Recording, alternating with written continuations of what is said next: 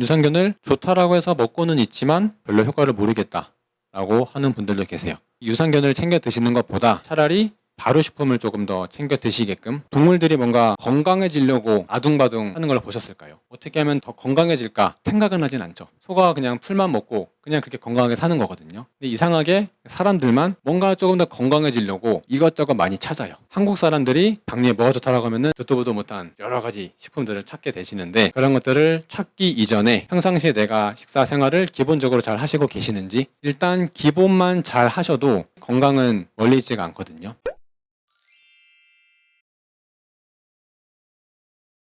지난번에 이제 운동 관련된 강의를 진행을 하고, 이번 시간에는 장과 관련된 이야기를 조금 해볼까 합니다. 보통 건강 강좌 얘기를 하면은 결국 어떻게 해야지 건강해지고, 어떤 식품을 먹어야 되고, 어떤 영양소를 먹어야 되고 이야기를 하게 되는데, 이번 시간에는 강의를 듣고 나시면은 그래서 뭘 어떻게 해야 되는데 라고 생각을 하실 수도 있어요. 이번 강의의 취지는 뭘 더 챙겨 드시는 것보다는 어떻게 하면은 조금 비우면서, 어떻게 하면 조금 더 내 몸과 대화를 할 수 있는 시간을 갖는 게 중요하기 때문에, 그런 관점에서 오늘 강의를 들어주시면 좋을 것 같습니다. 그러다 보니까 오늘 제목을 장은 내 몸의 상태를 가장 먼저 알려주는 곳이라고 지었어요. 물론 사람에 따라서 이 불편함을 나타내는 장기들이 굉장히 다양하죠. 피부를 통해서 나타날 수도 있고요. 언제 건강하지 않다라고 느낄까요? 굉장히 사람마다 다르겠지만, 혹시 여기 계시는 분들 중에서 평상시에 내가 이런 증상 나타나면은 지금 건강이 좀 안 좋은 것 같다라고 생각되시는 증상들이 있으실까요? 설사할 때, 그쵸? 입에 냄새가 난다, 뒤꿈치가 따끔거린다. 각자 느끼는, 경험하는 증상들은 다 다양합니다. 왜냐하면 사람마다 약한 부위가 다르고, 또 각자마다 살아온 환경이 다르고, 또 각자마다 뒤에서 말씀드리겠지만 이 장내 미생물의 균총이라고 하죠. 비율이나 어떤 종류가 더 많은지 적은지 증상들이 다양하게 나타나기 때문에 사람마다 다른데, 동물들이 뭔가 건강해지려고 뭔가 아둥바둥 하는 걸 보셨을까요? 물론 그 약육강식이기 때문에 살기 위해서 몸부림은 치지만 어떻게 하면 더 건강해질까 생각은 하진 않죠. 그냥 있는 그대로 소가 그냥 풀만 먹고 그냥 그렇게 건강하게 사는 거거든요. 근데 이상하게 사람들만 뭔가 조금 더 건강해지려고 이것저것 많이 찾아요. 그게 물론 나쁜 건 아니지만, 일단 기본만 잘 하셔도, 그런 더 찾는 게 없어도 충분히 건강은 멀리 있지가 않거든요. 그러다 보니까 상담을 하면서 정말 처음 들어보는 영양소, 처음 들어보는 식품들을 굉장히 많이들 여쭤보세요. 이제 글로벌해지다 보니까 옛날에는 그냥 박사님이 초창기만 해도 그냥 국내에 있는 식품들이 대부분이었다라고 하면은, 이제 뭐 일본 분들, 미국 분들, 뭐 유럽 분들 많이 오시다 보니까 그 나라에 있는 식품들까지도 많이 알게 돼요. 물론 그곳에 사시는 분들은 그게 이제 본인들의 주식이기 때문에 여쭤보시지만, 한국 사람들이 계속 뭔가 이것저것 찾아다니시거든요. 당뇨에 뭐가 좋다라고 하면은 듣도 보도 못한 여러 가지 식품들을 찾게 되시는데, 그런 것들을 찾기 이전에 평상시에 내가 식사 생활을 기본적으로 잘 하시고 계시는지 신경을 꼭 써주시면 좋겠다라고 말씀을 드리고,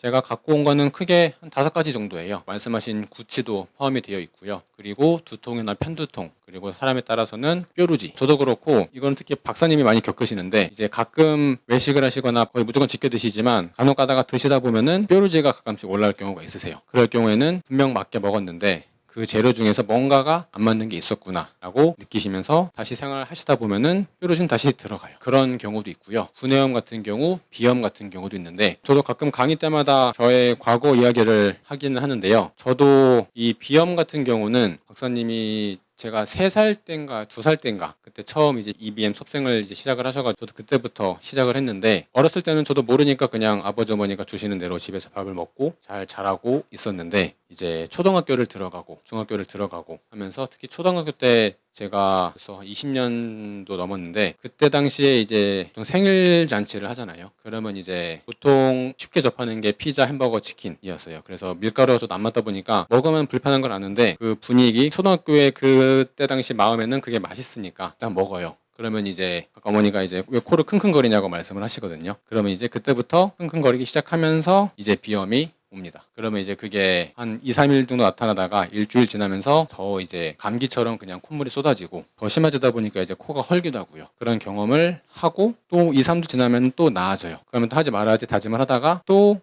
몇 달 지나면 또 누군가의 생일 잔치가 있으면 또 가서 또 먹고, 그런 경험이 저도 초등학교 때가 있었어요. 지금은 그러지 않지만 지금도 간혹 가다가 비염은 없지만 이 구내염이라고 하죠. 이 입에 염증이 나는 건데, 혹시 겪어보신 분이 계실까요? 겪어보시면 정말 뭘 먹기가 힘들어요. 그리고 아침 일어났을 때 그 따끔거리는 그 통증, 그런 것들이 굉장히 불편한데, 저도 지금 간혹 가다가 조금 피곤하거나 혹은 누구 모임 때문에 조금 반칙을 하거나 하면은 가끔씩 나타나요. 그래서 가끔 먹으면은 이제 그날 혹은 그 다음 날쯤에 뭔가 입안 어딘가에 약간 그런 불편한 증상들이 나타나기 시작을 해요. 그러면 이제 나오겠구나라고 생각을 하고 한 2주, 3주 지날 때까지는 그게 점점 커지다가 약해지다가 없어져요. 이런 증상들을 물론 사람마다 다르기 때문에 구내염을 겪는 분도 계시고, 아까 말씀하신 구취도 있고, 사람에 따라서는 뭐 편두통이나 뾰루지가 있을 거예요. 근데 여기서 말씀을 드리고 싶은 거는, 이런 증상들이 나타나는 게 건강한 걸까요? 아니면은 나타나지 않는 게 건강한 걸까요? 이 증상들을 겪는 것도 어떻게 보면은 건강의 신호일 수도 있고요. 반대로 겪지 않는 것도 건강의 신호일 수 있습니다.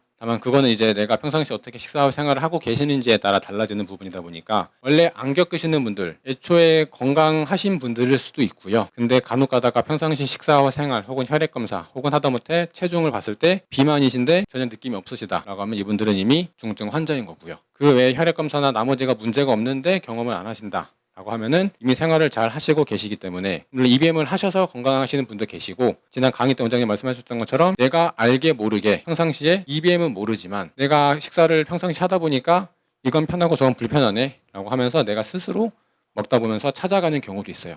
그런 분들은 이제 기본적인 몸의 컨디션 상태가 올라가 있기 때문에 이런 것들을 겪지 않고 넘어가는 분들 계시다는 거죠. 반대로 이런 것들을 겪는다라고 해서 무조건 건강하지 않다는 아니에요. 물론 이런 증상들을 지속적으로 계속 겪는다라고 하는 거는 계속해서 그런 원인을 제공을 하고 내 몸에 제공하고 있기 때문에 문제가 생기는 거기 때문에, 그럴 경우에는 한번 경각심을 갖고 내가 뭘 잘못하고 있는지 체크를 해보셔야 되겠지만, 이런 증상들이 나타났다라고 해서 무조건 안 좋다라고 생각하실 게 아니라, 한 번쯤은 나타났을 때 왜 그런지, 왜 나타났는지, 어제의 식사 혹은 오늘 빨리 먹지 않았나, 많이 먹지 않았나, 늦게 먹지 않았나, 좀 먹을 때 스트레스 받지 않았나, 혹은 잘 먹었는데 외식하셨다라고 하면은 거기에 조미료가 어떤 게 들어갔는지, 혹은 거기에 부재료들이 뭐가 들어갔는지, 이런 것들을 하나하나 따져 나가다 보면은 분명히 이런 증상들이 나타나는 이유들이 있습니다. 나타났다라고 해서 무조건 안 좋다라고 생각하지 마시고 내 몸이 나한테 알려주는 신호다라고 생각해 주시면은 좋을 것 같아요. 그래서 이런 것들을 말씀을 드리는 이유가, 뭐 입에 대한 거는 어떤 분들은 이 구강 내 세균이 과도하게 번식을 해서 불편하고, 뭐 편두통은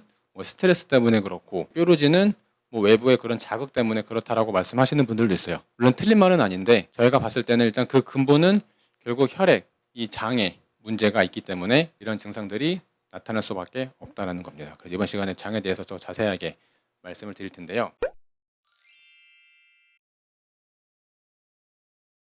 최근에 상담을 했던 분들 중에 한 사례를 조금 말씀을 드릴까 해요. 30대 남성분이셨는데 그 브레인 포그라고 혹시 들어보셨을까요? 집중이 안 되고 머리가 조금 멍한 상태, 이제 뇌에 안개가 낀 듯이 항상 조금 흐리멍텅한 상태다라고 표현을 해요. 그런 증상인데, 이분 같은 경우는 이런 증상 때문에 매일 아침에 뭐 9시간, 10시간 많이 자도 아침에 일어나기가 굉장히 힘들고, 일어나더라도 이제 한 발을 내딛어서 침대 밖으로 나가기가 굉장히 힘들었다라고 해요. 브레인 포그를 경험하시는 분들의 대부분이 장 상태가 좋지 않은, 예를 들어서 과민성 대장 증후군이든 그런 장에 조금 문제가 있는 경우가 굉장히 많아요. 이분도 보면은 학창 시절부터 과민성 장 증후군 때문에 설사, 변비 왔다 갔다 하고 굉장히 고생을 많이 하셨고, 지금까지도 장이 항상 좀 불안한 상태라고 말씀을 하시거든요. 그러다 보니까 식곤증도 굉장히 심하게 오고, 그래서 낮잠을 자야 될 정도고, 먼지가 많으면 재채기를 많이 하고, 여러 가지 불편한 증상들이 많이 있었어요. 이런 증상이 있다 보니까 잡곡밥은 항상 불안하기 때문에 잘 드시지는 못하고, 근데 또 아무래도 일상생활에 이제 사회생활 하시다 보니까 밀가루나 패스트푸드나 고기를 즐겨 먹는, 그리고 커피도 하루 2잔 이상 마시는 그런 생활을 계속 하시고 계셨던 거죠.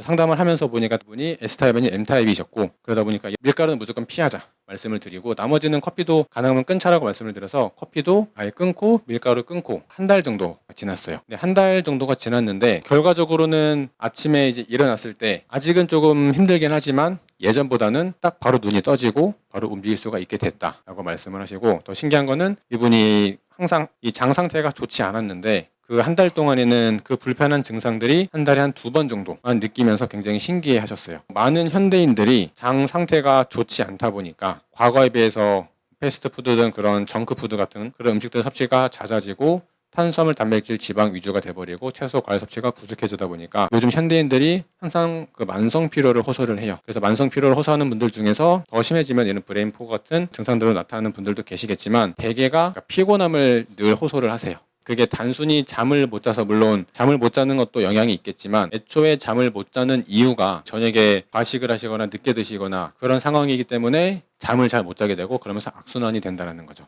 그러다 보니까 이분 같은 경우도 주무시는 거는 충분한데 항상 고생을 하셨던 분이시고 식사를 타입에 맞게끔 바꾸다 보니까 금방 호전이 되셨어요. 몇 주 전에 이제 한 달 되셨고 2달 되실 텐데 이것 외에도 뭐 콜레스테롤 수치도 처음에 240 몇에서 한 달 지나고 나서 190 몇으로 떨어지고 금방금방 좋아지는 것들이 보여지거든요.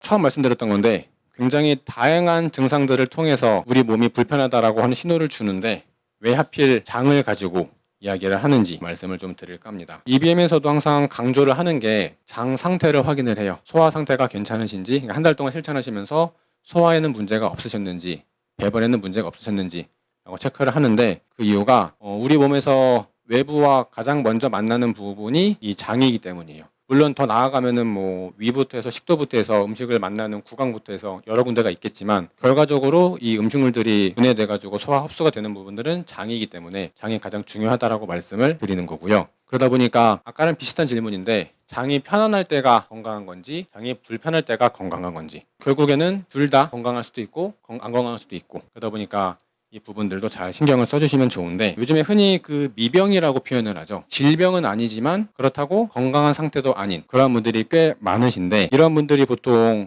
감기에 자주 걸리거나 비염이나 구내염이나 혹은 입냄새가 난다거나 화장실을 자주 간다거나 그런 증상들을 겪는 분들이 많아요. 그런 부분들이 뭐 골골대는 사람이 오래 산다라고 하는 것처럼 그런 불편한 증상들을 겪는 게 안 좋지만서도 그런 것들을 겪기 때문에 내가 그때그때 경각심을 가지고 바꿔나갈 수가 있다는 겁니다. 그래서 이런 것들을 못 느끼시는 분들은 어느 순간에 큰 질환으로 다가오는 경우도 있거든요. 그렇기 때문에 평상시에 내 몸의 상태, 장 상태를 늘 체크를 하시라고 말씀을 드리고 또 저희가 상담할 때도 이걸 체크하는 이유가 이제 실천을 하시다 보면은 굉장히 많은 반응들이 내 몸에서 나타나요. 혈액 검사는 바로바로 나타나지만 예를 들어서 두드러기가 올라온다거나 혹은 너무 가렵다거나 갑자기 뭐 결막염 있으셨던 분들은 눈에 진물이 더 많이 나온다거나 아토피도 더 심하게 올라온다거나 흔히 말하는 호전 반응들이 굉장히 다양하게 사람마다 다양하게 나타나게 되는데 이게 호전 반응인지 아니면 잘 못해가지고 나빠지는 건지를 체크하는 방법 여러 가지가 있지만 대표적으로 이 소화 상태를 계속 여쭤보는 거예요. 평상시 식사 생활을 잘 하시고 계시면은 여기 계시는 분들도 식사를 나한테 맞는 음식으로 드시는 분들은 잘 아시겠지만 소화가 굉장히 잘 됩니다. 위장이 굉장히 편하고요. 그런 것을 여쭤보는 이유가 위장이 편하다라는 거는 내가 평상시 식사를 잘 하시고 계시다 하는 의미이고 그런 상황에서 나타나는 증상들은 내 몸에서 약한 부위부터 하나하나 혈액순환이 잘 되면서 하나하나 개선이 돼 나가고 있는 상태다라고 보기 때문에 이 장 상태를 꼭 한번 제가 늘 체크를 해서 말씀을 드리는 거고 여기 계시는 분들도 여기 뭐 한 달에 한 번, 두 달에 한 번 계속 방문을 하시는 게 가장 좋지만 오셔가지고 뭐 혈액 검사도 하시고 하시면서 내 몸의 건강 상태를 체크를 해보시는 것도 좋지만 그게 어려우시다라고 하면은 내가 평상시에 장 상태가 어떤지 매일매일 아침에 화장실 가실 때마다 배변 상태가 어떤지 그리고 저녁에 주무실 때 소화를 잘 시키시고 주무시는지 이런 것들을 꼭 한번 체크를 하시게끔 기억을 해주시면 좋을 것 같습니다.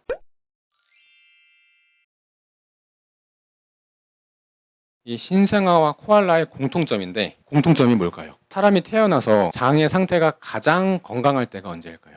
깨끗한 상태, 무균인 상태. 그때가 태어난 직후거든요. 그러면 태어난 직후도 어떻게 태어났는지에 따라서 이미 균을 한번 받아들여요. 이 아이도 엄마의 면역 물질을 뱃속에서는 혈액을 통해서 받고 태어나서는 모기를 통해서 전달을 받거든요. 이 초유가 굉장히 중요하기 때문에 처음 이제 출산하시고 적어도 3일 일주일은 모기를 이제 꼭 해주시라고 말씀을 드리는 거고 그거보다 중요한 게 자연 분만을 하게 되면은 이 산도를 지나면서 이 아기가 미생물을 뒤집어 씁니다. 그 다음에 또 엄마의 직장을 눌러서 엄마의 변도 한번 뒤집어 쓰면서 장내 미생물을 물려받게 됩니다. 코알라도 마찬가지인데 이 코알라가 새끼들이 젖을 떼고 이유식을 할 때쯤 되면은 어미가 자신의 대변을 새끼들한테 먹인다라고 해요. 먹이는 이유가 이 코알라가 주식이 유칼립투스라고 하는 식물이거든요. 근데 그 식물에 독성이 있어요. 아이들은 그 독성에 대해서 이겨낼 수 있는 아직 면역이 없다 보니까 엄마가 독성을 이겨낼 수 있는 그 면역 물질들을 대변을 통해서 아이들한테 전달을 한다라는 거죠. 그러다 보니까 이 공통점은 아이도 처음에 태어날 때 엄마의 미생물 대변을 뒤집어 쓰고 또 산도를 지나면서 미생물을 뒤집어 쓰고 대변이라고 표현하지만 결국 대변에 들어있는 장내 미생물을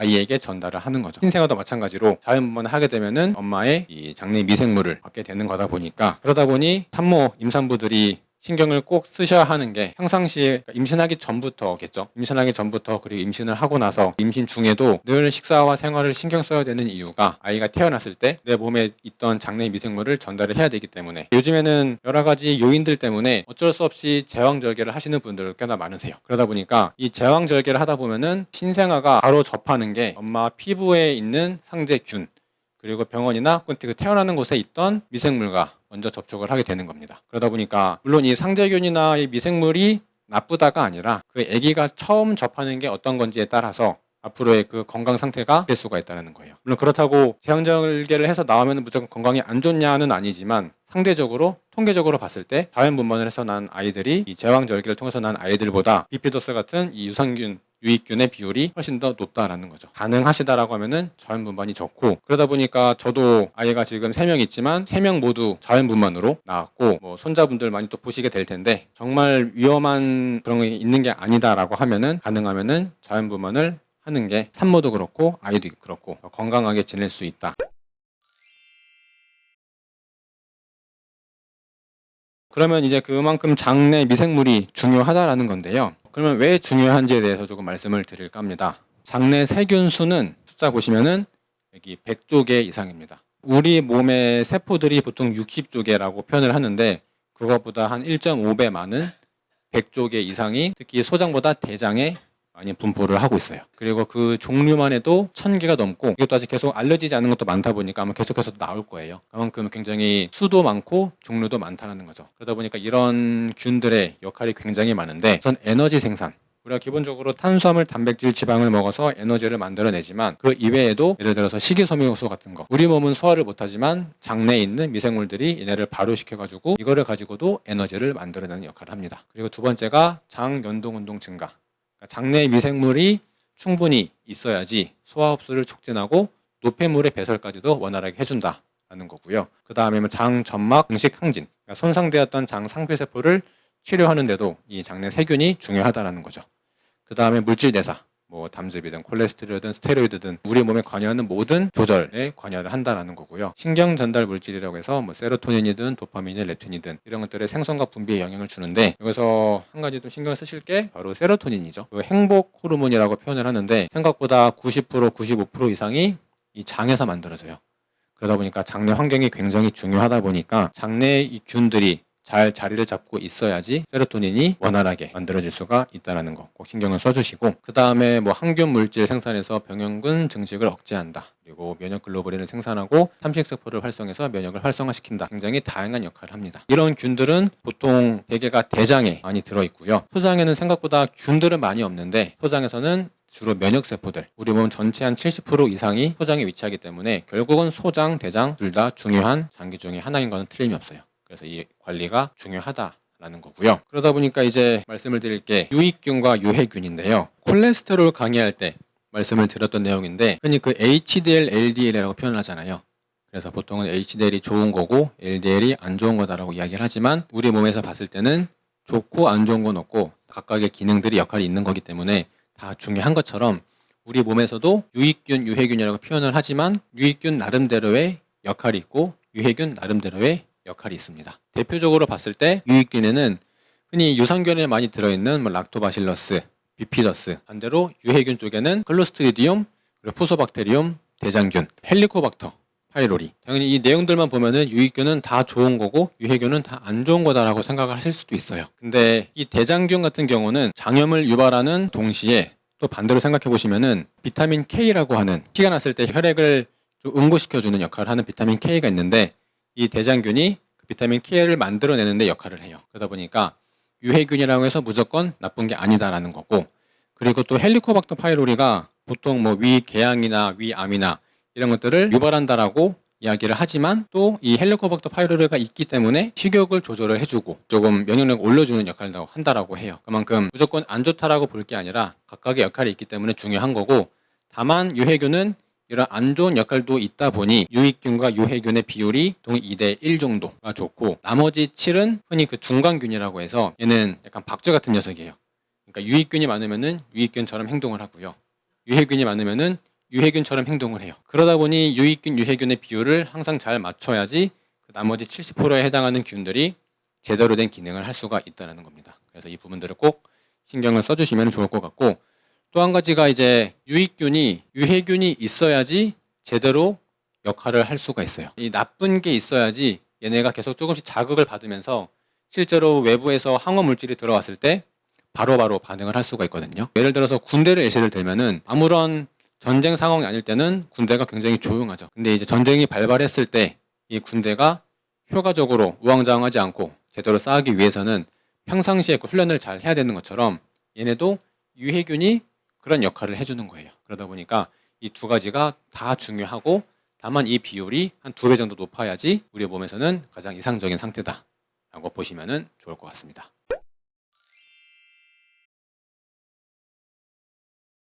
장을 괴롭히는 4대 원인에 대해서 조금 말씀을 드릴 텐데요. 물론 이 외에도 많이 있긴 합니다. 근데 크게 4가지를 말씀을 드리면은, 일단 입으로 들어가는 거, 피부, 공기 중에, 그리고 우리의 마음 상태까지 말씀을 드릴 건데, 첫 번째로 입으로 들어가는 음식들이에요. 안전한 먹거리가 부족한 게 현실입니다. 화학 비료, 농약. 원래는 뭔가 이제 화학 비료, 농약을 주니까 더 비싸야 되는데 반대로 이 무농약들이 더 비싼 현실이거든요. 특히 과일이 이제 껍질에 영양소가 더 많이 들어있음에도 불구하고 이런 문제들 때문에 먹지 못하는 상황. 그 다음에 GMO 식품, 그러니까 유전자 변형 식품이죠.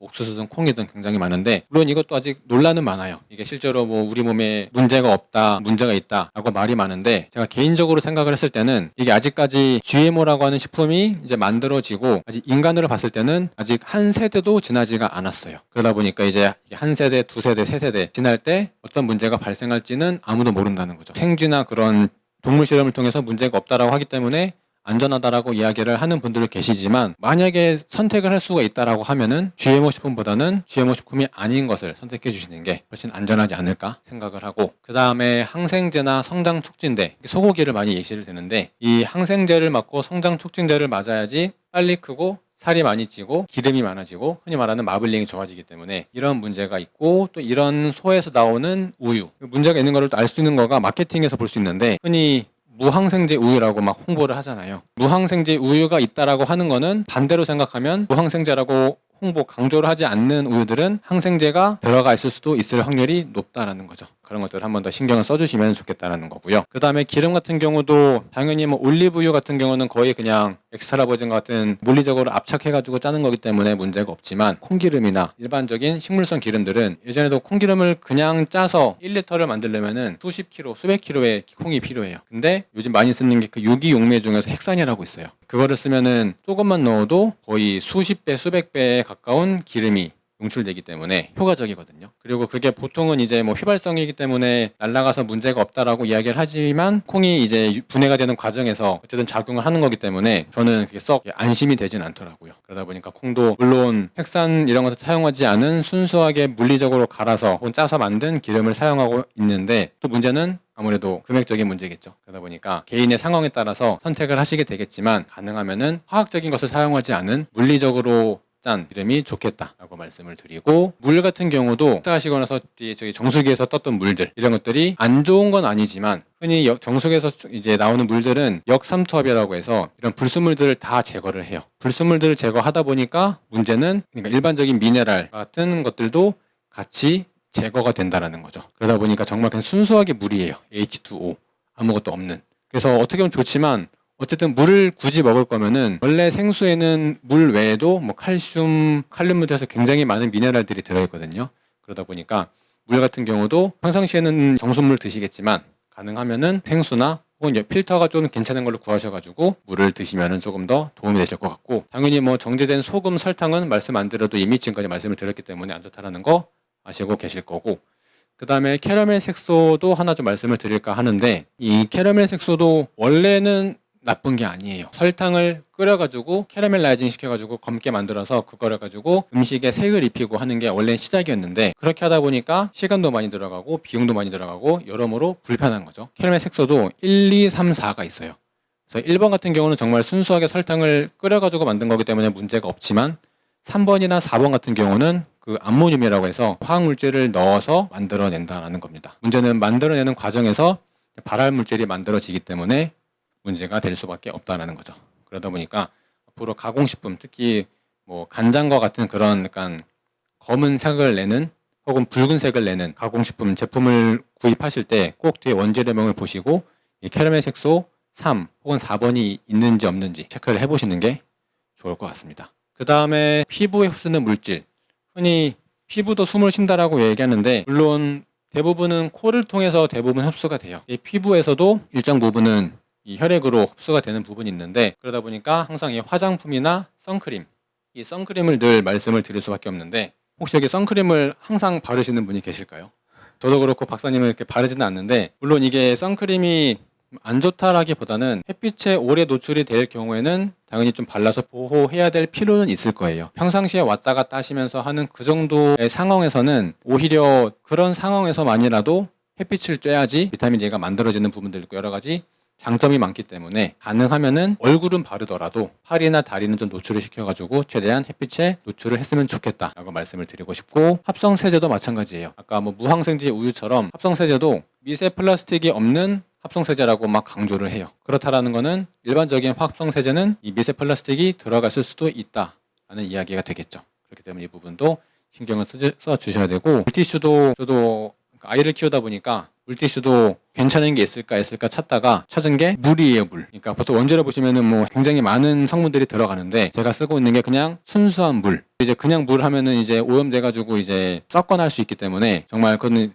정제된 물이거든요. 순수한 물. 그렇기 때문에 그런 물을 사용하시면은 이런 합성 제제들이 들어간 것보다는 좀 더 안심하고 쓸 수 있지 않을까 생각이 되기 때문에, 이제 피부가 민감하신 분들은 이런 걸 대체해서 해주시면 좋을 것 같고, 그리고 미세먼지, 초미세먼지도 있을 거고, 우리의 마음 상태도 표현하는데 이 장이라는 게 굉장히 민감해요. 장이랑 뇌랑 연결이 되어 있다 보니까 장이 불편해도 뇌가 불편하다고 느끼고요. 반대로 뇌가 불편해도 장이 불편하다고 받아들여요. 그러다 보니까 늘 스트레스를 안 받을 수는 없지만 받을 때마다 풀어주시는 거, 좋은 생각을 해야지 좋은 말이 나온다라고도 이야기를 하지만, 또 반대로 생각하면은 좋은 말을 해야지 그 말을 함으로 인해서 또 뇌나 마음 상태가 또 바뀔 수도 있거든요. 그러다 보니까 이런 부분도 같이 신경을 써주시는 게 좋을 것 같고,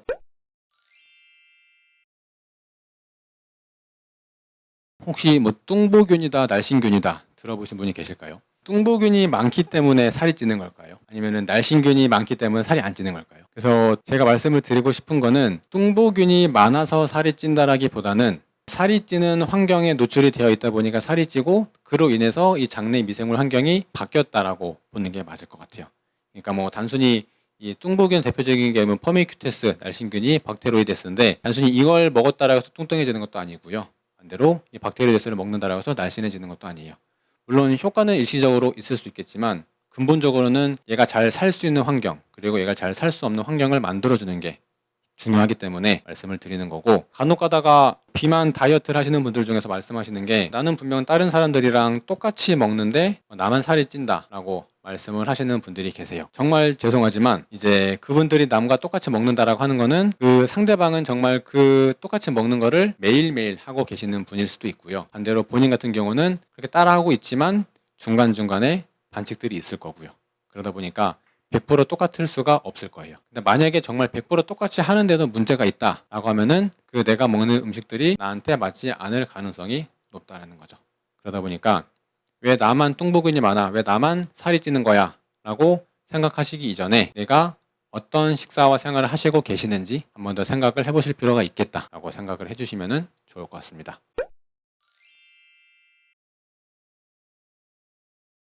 이 유산균이 실제로 우리 몸에 도움이 될까요? 물론 도움이 되기 때문에 많은 분들이 드시고 계시겠지만, 일단 도움이 된다 안 된다라고 말씀을 드리기에 앞서서 유산균의 효능 크게 8가지, 항균 작용부터 해서 면역력 향상, 콜레스테롤 혈당 강화, 그리고 장벽 강화, 장 투과성을 감소시켜서 장 누수 증후군을 예방을 하고 염증성 분자 감소시켜주고 뇌성장 호르몬 BDNF 증가시켜주고 장점들이 있기 때문에 유산균을 드시는 거지만 또 상담을 하다 보면은 유산균을 먹어서 효과를 봤다라는 분도 계시고, 어떤 분들은 유산균을 좋다라고 해서 먹고는 있지만 별로 효과를 모르겠다라고 하는 분들도 계세요. 유산균 자체가 보통은 우유에서 많이 추출하다 보니까 MS를 따지면은 M타입 분들에게 그나마 맞을 수도 있겠지만요, 이 대장에 들어있는 장내 세균의 종류가 1000개가 넘어요. 1000개가 넘다 보니까 단순히 그런 몇 가지가 들어왔다라고 해서 드라마틱한 효과를 낼 수가 있을까라고 생각하면은 그럴 수도 있고 안 그럴 수도 있어요. 그리고 그 사람이 어떤 식사와 생활을 하는지에 따라서, 그러니까 복용하는 유산균의 종류가 내 몸에 애초에 부족했다라고 하면 효과를 볼 수도 있겠지만, 그 외에 다른 균들이 부족하다라고 했을 때는 이거를 추가적으로 먹는다라고 해서 그렇게 큰 효과를 못 볼 수도 있다는 거죠. 그러다 보니까 저희가 말씀을 드리고 싶은 거는, 유산균을 챙겨 드시는 것보다 차라리 발효식품을 조금 더 챙겨 드시게끔 말씀을 드리고 있어요. 여기 보여드리는 거 외에도 뭐 간장도 그럴 거고요. 발효시키는 모든 식품들이 여기에 해당을 해요. 매실도 어떻게 보면은 발효식품 중에 하나거든요. 5년 이상 숙성을 시켜도 상하지 않는 거는 그만큼 거기 이미 유익균들이 많이 증식을 하고 있는 상태이기 때문에, 묵히면 묵힐수록 더 좋은 성분들이 계속 더 우러나올 거예요. 그런 관점에서 봤을 때 유산균은 그냥 딸랑 그 유산균 몇 개를 복용하는 거다라고 하면, 이 발효식품들은 유산균 외에도 여기 뭐 식이섬유소나 올리고당이나 이런 것들도 다 함께 섭취를 하기 때문에 더 도움이 된다라는 거고요. 이전 강의에서 말씀드렸던 것 중에서도 그 예전에 녹즙에 대해서도 말씀을 드렸어요. 녹즙도 동일한 개념인데, 흔히 비타민 B, 비타민 C, 종합 비타민제를 복용을 하는 분들이 많으신데, 결국 종합 비타민에 들어있는 그런 영양소들의 근간은 채소, 과일이에요. 그러다 보니까 보통 유산균 챙겨 드시고 비타민을 많이 보충을 하시지만, 그런 것보다는 차라리 녹즙을 조금 더 챙겨 드시고 평상시에 타입에 맞게끔 해서 이런 발효식품들을 충분히 챙겨 드시는 게 장기적으로 봤을 때, 그리고 여러모로 도움이 된다. 실제로 이 발효시키게 되면은 유산균 외에도 발효 과정에서 그 또 유산균들이 또 먹이를 먹어서 만들어내는 젖산이든 초산이든 단수의 지방산이든 비타민 B, 비타민 K 등 이런 것들이 더 들어있기 때문에 훨씬 더 효능이 좋다라는 거죠.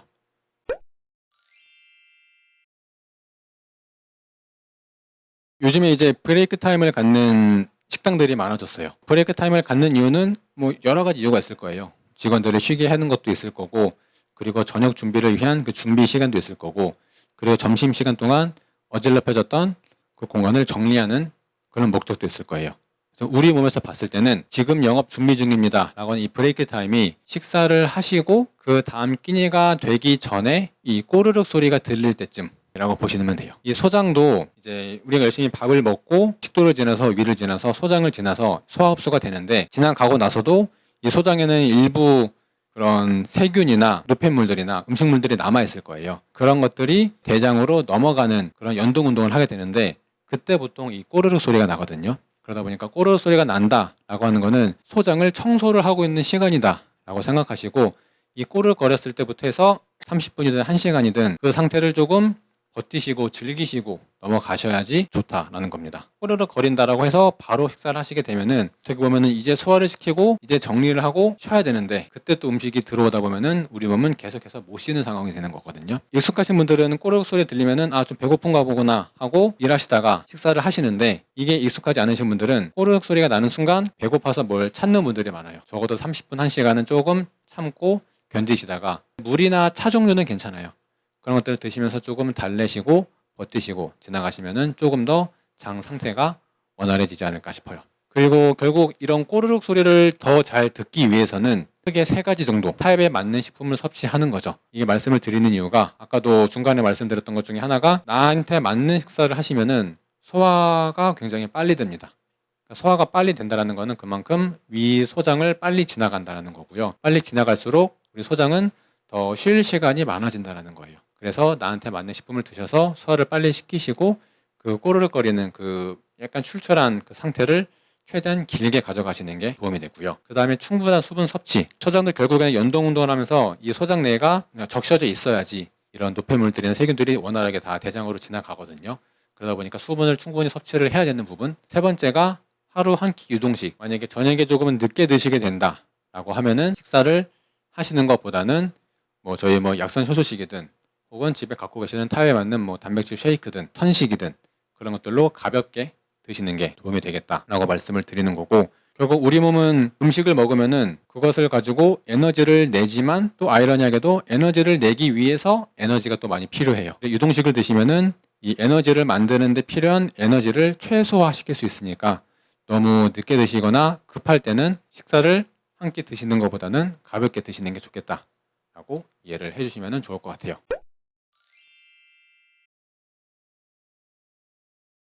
장 건강에 대해서 제가 처음 말씀드렸던 것처럼 어떤 식품을 더 드셔야지 장이 건강해지고 어떤 영양소를 더 먹어야지 라고 하는 것들을 굳이 말씀은 안 드렸어요.